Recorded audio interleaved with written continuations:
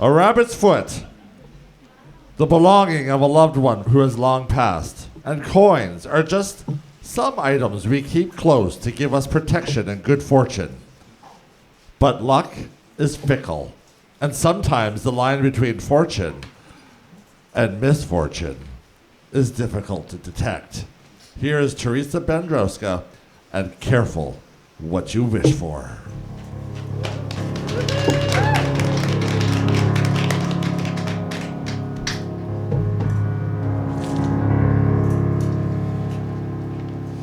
A goodly, scary evening to you all. I am Mother Crow.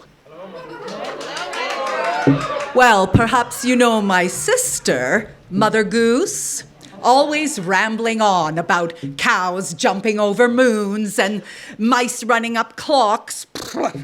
I prefer darker tales, tales of macabre mystery, lost hopes, strange happenings.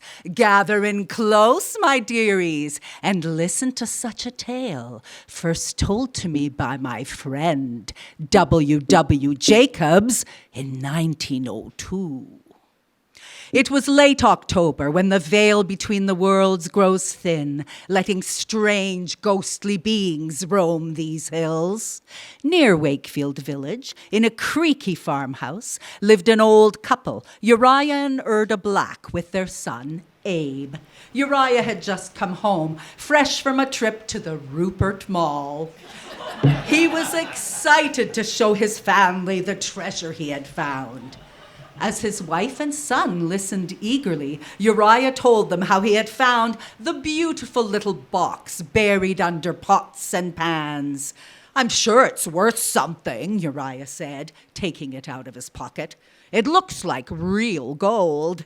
He opened up the jewel box, empty and lined with deep red velvet. "Pretty," said his wife. She took it, then suddenly gave a shuddering cry as it dropped to the floor. "It moved," Erda cried. "And look, the lining's cracked. There's a secret compartment."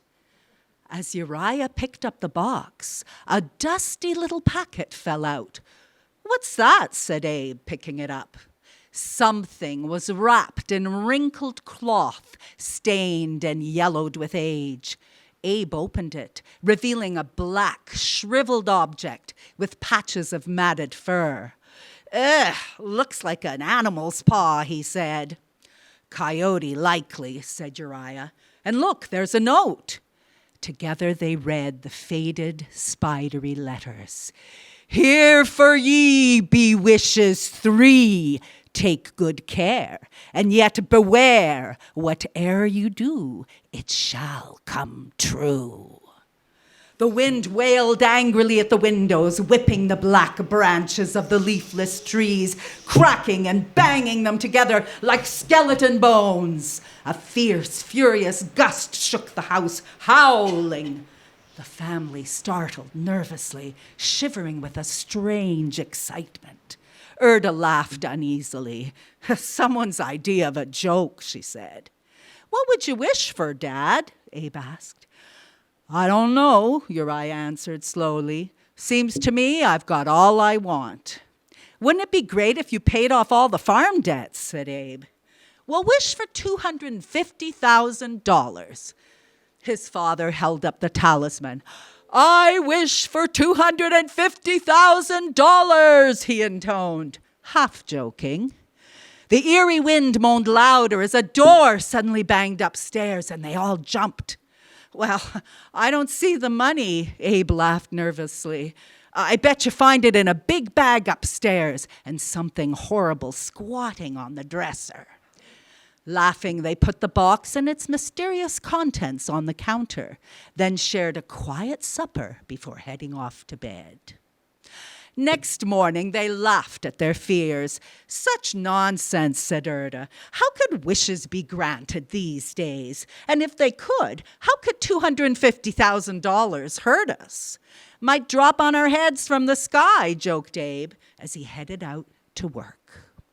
Later, as the old couple ate their lunch, they were startled by an MRC police cruiser pulling into the yard. An officer, accompanied by a well-dressed stranger, came up the path. Erda felt an icy chill as she opened the door.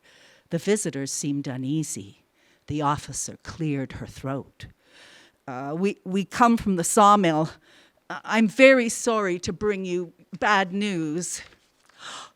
What's the matter? Erda asked breathlessly. Has anything happened to Abe? I'm sorry, stammered the officer. There's been an accident. Is he hurt? Demanded the mother. The officer couldn't meet her eye. Badly hurt, she said quietly. He was caught in the machinery, but he's no longer in any pain. Grasping the sinister meaning of those words, Erda shrieked. The well-dressed stranger now spoke. As the company's lawyer, I wish to convey our sincere sympathy for your great loss. I'm here to inform you that your son had insurance with us, and you're entitled to his compensation. Uriah stammered, horrified. How much? $250,000, came the answer. In McLaren's cemetery, the grieving old couple buried their son, coming back to a house steeped in shadow and silence. Nothing could lighten this load, too heavy for old hearts to bear. The days passed long and weary, and anguish gave place to hopeless resignation. One night, about a week later, Uriah suddenly awoke to his wife's wild cry. The coyote paw, where is it? I only just thought of it. Why didn't I think of it before? Why didn't you think of it? Think of what? He questioned. The other 2 wishes, she replied. We've only had one. Wasn't that enough? He demanded fiercely. No, she cried hysterically. Go get it, quickly, and wish our boy alive again. Get it, she panted. Get it quickly and wish. Oh, my boy. Uriah gaped aghast. You don't know what you're saying. We had the first wish granted, said Erda feverishly. Why not the second? A coincidence, stammered her husband. Go get it and wish, ordered Erda. Uriah said shakily, he's been dead 10 days, and besides, I could only recognize him by his clothing. It was too terrible. Bring him back, shrieked Erda. You think I fear the child I've nursed? Uriah reluctantly stumbled downstairs. The shriveled paw lay in its box. It seemed to be patiently waiting. A horrible fear seized him, his heart thudding, his brow cold with sweat. With the unwholesome thing in his hand, he crept back upstairs to his wide-eyed wife. Wish, she cried in a strong voice. Wish! It's foolish and wicked, he faltered. Wish! She ordered. Reluctantly, he raised the talisman. I wish my son alive again.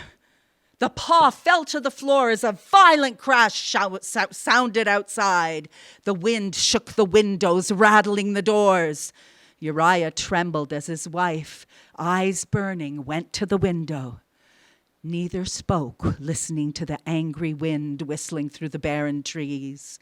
The anemic gibbous moon fluttered in tattered clouds, flickering, pulsating shadows throughout the room.